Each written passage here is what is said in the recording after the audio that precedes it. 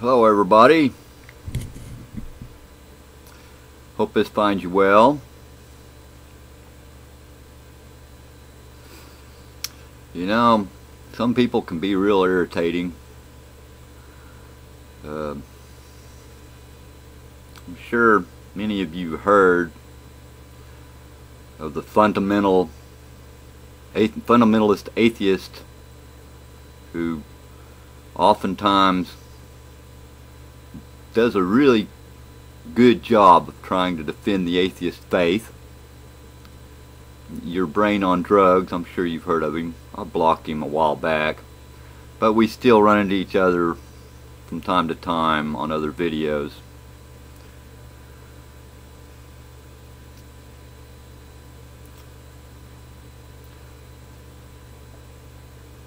He is a good example of a terror. Such as these are tireless in their effort to choke out people's faith. He oftentimes comes at me, I don't know, I think he's under the misconception that I'm a religious person, which shows his own ignorance in the matter, since I'm not a religious person. I'm a believer, a follower of the way. Mine is not a religion, but a personal relationship. There's nothing I can do, no deed or act, no sacrifice or anything I can do that can save me, other than accepting the grace of God and repenting of my sins.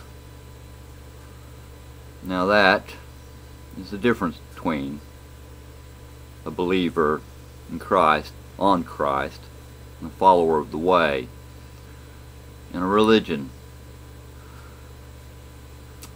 He oftentimes likes to take and nitpick at the Bible verses and phrases, such as the one about the bats being mentioned as birds in the Bible. Funny, go back to old literature way back, and bats were called night birds. Interesting, isn't it? You go and look at the Hebrew to English translations, and the first definition of the word given in that phrase is flying creature. Yet he continues to argue with me about it. I'm going to ignore him from now on. Doesn't really matter what he thinks. I do find it interesting that people such as him spend so much time attacking something they don't believe in. They like to blame religion for all the problems of the world. It's not the religion that's the problem. It's evil men, greedy, power-hungry men that take advantage of people's beliefs to misguide them and mislead them. Not the faith in Christ or the words of Christ that do this. Anyone that reads and studies their Bible will see through such deceptions. Unfortunately, most people don't. And when you come upon something you don't understand or doesn't make sense to you, don't discount it and say, oh, it's all a bunch of crap right away. Look deeper into it, and you'll find that it's not a contradiction, nor is it full of crap. It's simply not understood.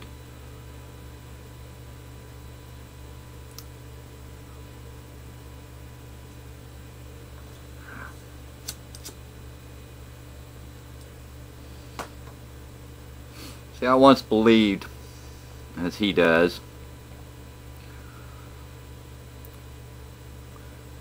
but after doing my own research and not taking other people's word for it, and looking deeper into these things to see for myself,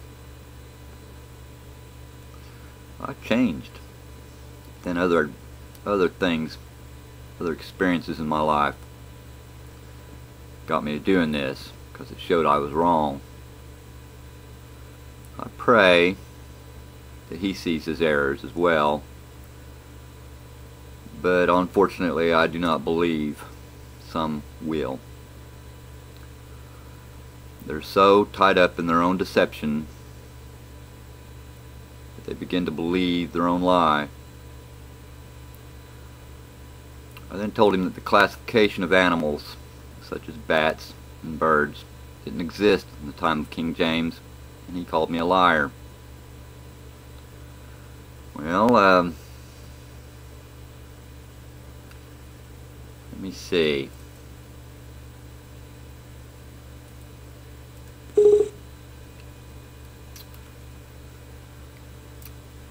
Why don't you go look up the name Carl Linnaeus.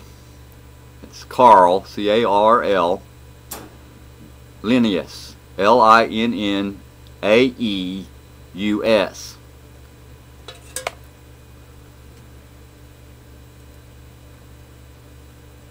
See, he existed. He was one of the first to place the modern classifications that we now have. Before him, things were classified a little differently. Creatures with wings, creatures with hooves, creatures with scales. That would have been how they would have classified them. Not bats as mammals, birds as fowl. This is the problem with most of that. So we don't have 16th century dictionaries readily at our disposal.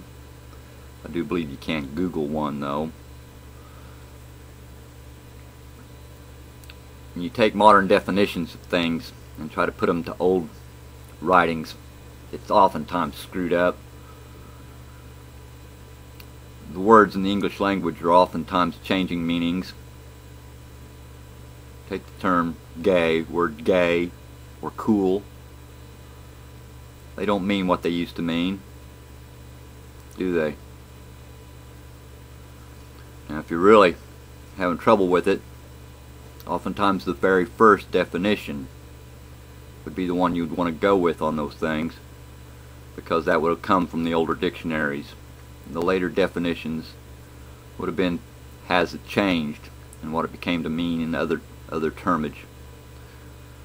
So if you go and look at the first definition of the Hebrew word for fowl of the air or winged creatures, it's I can't pronounce the word. I'm still trying to work on learning my Hebrew so I can look at the original text myself.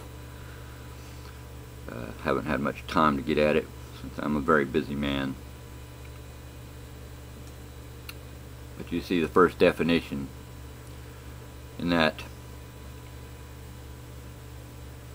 is winged creature.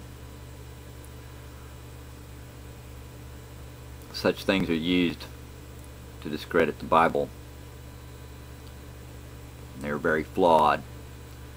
And looking at things in a modern viewpoint, the Bible wasn't written yesterday, you know.